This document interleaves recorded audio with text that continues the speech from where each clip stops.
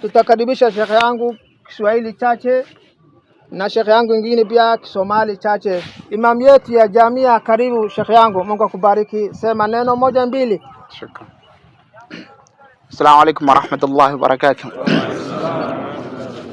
Alhamdulillah al-baqi ba'da fana'i khalqi wa ashhadu an la ilaha illa Allah wahdahu la sharika lah wa ashhadu anna sayyidana wa nabiyyana Muhammadan abduhu wa rasuluhu sallallahu alayhi wa sallam.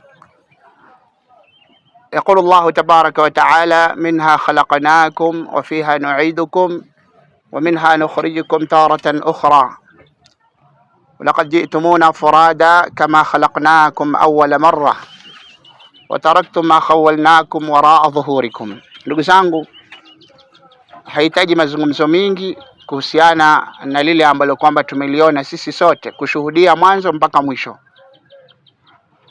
Anatueleza Mtume sallallahu alaihi wasallam, yoyote ambaye kwamba anataka mawaidha falmautu yakfihi, kafa bilmauti waidha. Inatosheleza tu kifo kuwa ni mawaidha ya kutosha, haitaji hata uambiwe mambo mengi Muislamu. Kile ambacho kwamba kinachoendelea hapa, kuanzia tumlete mzee wetu, kumweka katika kaburi, kumfinika kwa michanga matani na matani, haya yote kila mmoja wetu siku moja atafanyiwa.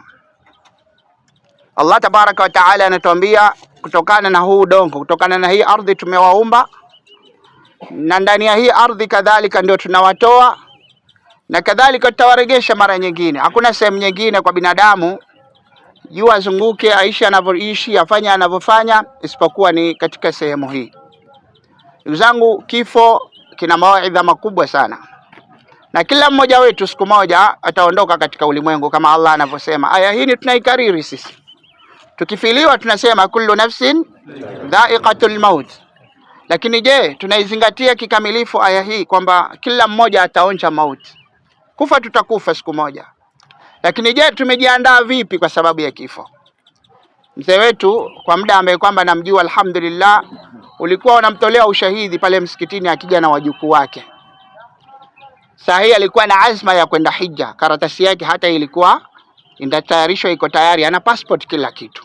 Alikuwa na mipangilio ya kufanya mazuri, na Allah subhanahu wa ta'ala atamlipa kwa nia yake, kwa sababu alikuwa na nia juu ya kwamba ni mzee, juu ya kwamba amezeeka, lakini kabla hajaondoka katika ulimwengu awe amekwenda kufanya ibada ya hija, akatoa passport, akajitayarisha kila kitu. Kwa hivyo Allah subhanahu wa ta'ala tumuombe amlipe kwa ile nia yake, kwa sababu alikuwa na nia ya kwenda hija na Allah hakumjalia kufikia wakati huo. Lakini Mtume Muhammad anasema niyatul mu'mini khairun min amali, nia yake Allah atamlipa hata kama bado hajafika kufanya hija. Mzee alikuwa mambo yake ni kufikiria namna gani ya kumwabudu Allah. Ndugu zangu, mimi na wewe nia zetu nini? Twapanga nini? Sisi ambao kwamba after Ramadhani tumetoroka misikitini sote, hatuonekani tena. Sisi ambao kwamba baada ya Ramadhani tumerudi kwenye uchafu wetu na balaa zetu. Sisi ambao kwamba baada ya Ramadhani tumerudi kwenye hali mbaya ambao kwamba tuliokuwa kabla ya Ramadhani. Ndugu zangu, tuelewe kwamba tutakavyoishi siku moja tutaondoka katika ulimwengu. Mtume Muhammad sallallahu alaihi wasallam anahusiwa na Jibril, anaambiwa ya Muhammad ish ma shi'ta fa innaka mayitun. Muhammad, ishi utakavyoishi. Faman aasha 1000 wa 2000 la budda min yawmin yasiru ila alqabr. Anasema mmoja mwenye kuishi miaka 1000 2000 hakuna budi siku moja ataenda kaburini. Anasema kwamba kam min fata amsa wa asbaha dhahikan wa akfanuhu fil ghaibi yunsaj wa huwa la yadri. Ni wangapi katika vijana mabarobaro ambao wanazunguka wakicheka wakifurahi hali ya kuwa hajui kwamba kumbe sanda yake inashonwa kwa chini ya maji na yeye hajui. Asema kam min sahihin mata min ghairi illatin, ni wangapi walikuwa na nguvu wamekufa bila sababu yoyote. Sisi labda paka mtu azeeke ama awe mgonjwa awe mahututi ndo afe. La, ndugu zangu, vifo vya siku hizi kwanza ni ghafla. Utasikia mtu anatembea ameanguka, hajaugua chochote, hana shida yoyote, akipimwa na madaktari hana ugonjwa wowote unaomsumbua, lakini kwa sababu wakati wake umefika. Wa kam min saqimin aasha hinan min ad-dahr, ni wangapi katika wagonjwa wanaishi. Kuna watu walikuwa ni wagonjwa mahututi wakatulia, wakaendelea kuishi katika ulimwengu, na wale wanaotembea na nguvu zao wakaondoka katika ulimwengu. Hii ni mipangilio ya Allah subhanahu wa ta'ala. Ndugu zangu, la muhimu ni kujiandaa kwa sababu ya siku kama hii. Kila mmoja wetu iko siku atafika sehemu hii. Anasema mmoja, unapombeba mwenzako uelewe kwamba kuna siku moja na wewe utabebwa. Ikiwa tumembeba mzee wetu leo tumekuja kumzika, hatujui mimi na wewe tukitoka hapa siku yetu ni lini. Allah subhanahu wa ta'ala ameficha, na kila mmoja wetu lazima ataondoka katika ulimwengu. Ndugu zangu, jambo ambalo kwamba litatusaidia ni amali njema. Mzee wetu sahihi anachokihitaji ni amali alizozifanya. Kila kitu ambacho amekichuma katika ulimwengu, kama ni nyumba ameiacha, kama ni mali ameacha, kama ni watoto ameacha, kama ni mke ameacha, amali peke yake ndio ambao kwamba yale aliyoyafanya katika ulimwengu, yakiwa mazuri, yakiwa mabaya, ndio yako pamoja na yeye sahihi. Mtume Muhammad sallallahu alaihi wasallam alivyosema kwamba maiti anafuatwa na vitu vitatu. Vitu viwili vinarudi, kinabaki kimoja. Anafuatwa na watu wake, anafuatwa na mali yake, anafuatwa na matendo yake aliyoyafanya. Baada ya kuzikwa vitu, watoto wake watarudi sahihi nyumbani. Hakuna mtu atabaki na mzee hapa akeshe naye. Watarudi zao nyumbani, wapange, wahuzunike nyumbani, wapange mambo yao. Mali, kile ambacho kama kimetumika kumzikia mzee wetu, basi kama ni gari nini zitarudi. Lakini amali ndio ambayo kwamba itabaki na binadamu katika kaburi yake. Kwa ndugu zangu, tuangalie amali gani ambazo kwamba tunazifanya. Swala zetu, saumu zetu, sadaka zetu, na lolote unalolifanya ndio litatusaidia katika ulimwengu wetu, katika akhira. Ndio litatusaidia tunapokuwa katika kabri. Angalia Mtume Muhammad hata hajazungumza masala ya faradhi. Mtume Muhammad anasema tu raka 2 za alfajiri, zile za sunna.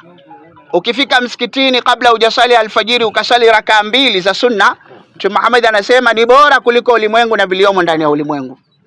Lakini utapata Muislamu anaenda mbio kwa sababu ya ulimwengu, anakusanya ulimwengu, inamfanya anaacha swala, anakimbilia kazini, anaacha fajiri, anaacha dhuhuri, baada ya Ramadhani apatikane msikitini.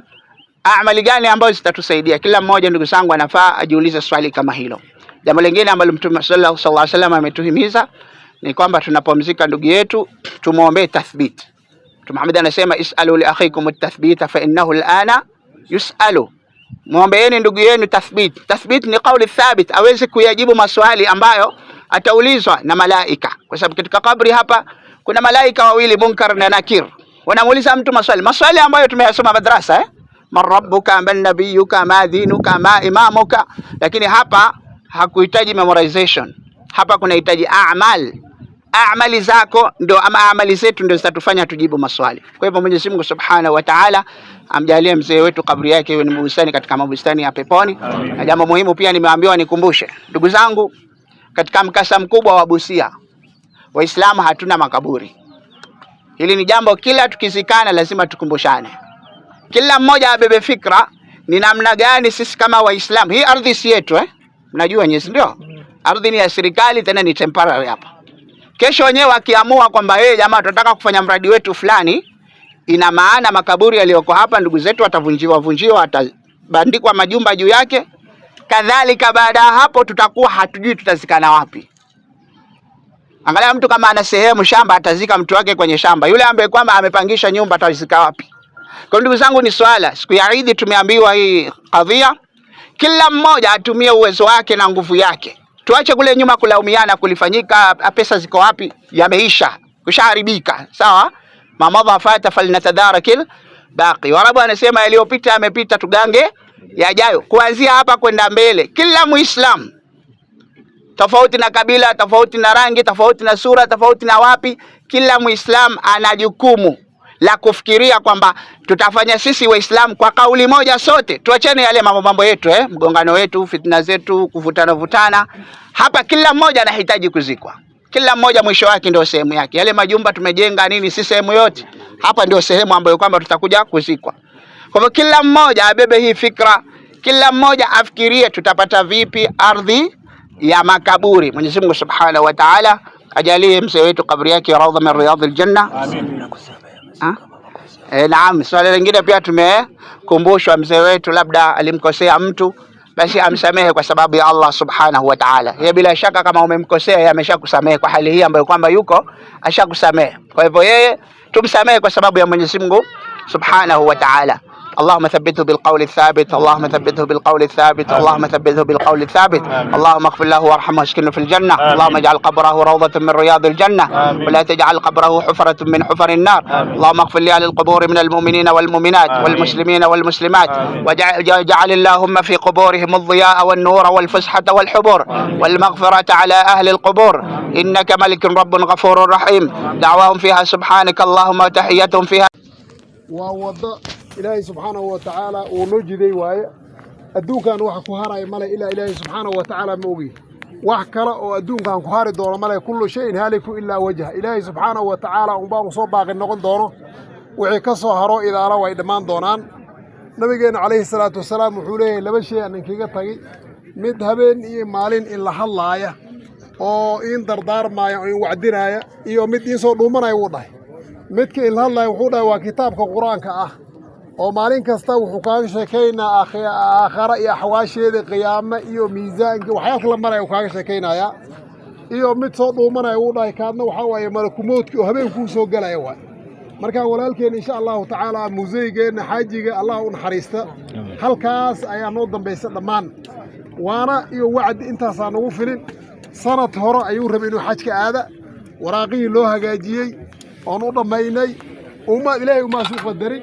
كانوا هذا الديار هاي مركان كان إلهي وما قدرين إلا إلهي سبحانه وتعالى نيديس الله وياله وحاجي مركان وحوايا ماشان أيام نضم بيس ضمان ماشان أيام كهوبنينا إنك استوى حصة ميسا وحي ماشان اللي تجي لهاد أو ديار سنة إن نقولي الرسمي أنهم نقولسكوه ومتكان قبر جواي متكان جرافة معها مركان أنا متكان جرافة قرقرحنا وهذا ولا جتاعي كني جودها كويلي وهذا ولا مهران كان أنقرب من اللهم بعنا ماشي أنا لا متجاي مال المال لا متجاي منصب لا متجاي بل سو حالاتك أمام الله سبحانه وتعالى عمل الصالح عمل وناكسن آياتك أمام الله سبحانه وتعالى مركا ولا لي الوعد وأنا أنت صانوفر ولكن خديم ونوشجي وحوايا ماشاس أيام نوضن بس إن شاء الله تعالى ماشي أنا ودي أرجعونا ورنيكستو بندا وسبندا وحواي سكوموجا وتenda توابا ile ndugu yetu ametufuatilia ameitwenda sisi pia tunakuwa nyuma yake marka insha Allah taala au diyaarsana اللهم اغفر للمؤمنين والمؤمنات والمسلمين والمسلمات الأحياء منهم والأموات إنك سميع قريب مجيب الدعوات اللهم اغفر له وارحمه اللهم اغفر له وارحمه وعافي واعف عنه وأدخل مدخله اللهم إن كان محسنا فزيد في إحسانه وإن كان مسيئا فتجاوز عنه فإنك على كل شيء قدير وصلى الله على نبينا محمد. Hapa ndipo makaburini mwa Busia County ambapo kwamba tumemstiri mzee wetu mzee Ishaq Hussein ambaye kwamba maarufu Baba Mudu, na hawa watu wameweza kuondoka kuelekea majumbani, na hapa ndipo mwisho na takhtimu kabisa ya mazishi haya ya mzee wetu Ishaq hapa Busia katika kijiji cha Marachi. Mpaka hapo sila ziada, ni kutakie siku njema na mambo mema. Wassalamu alaikum wa rahmatullahi wa barakatuh, ila liqa, ma'a salam.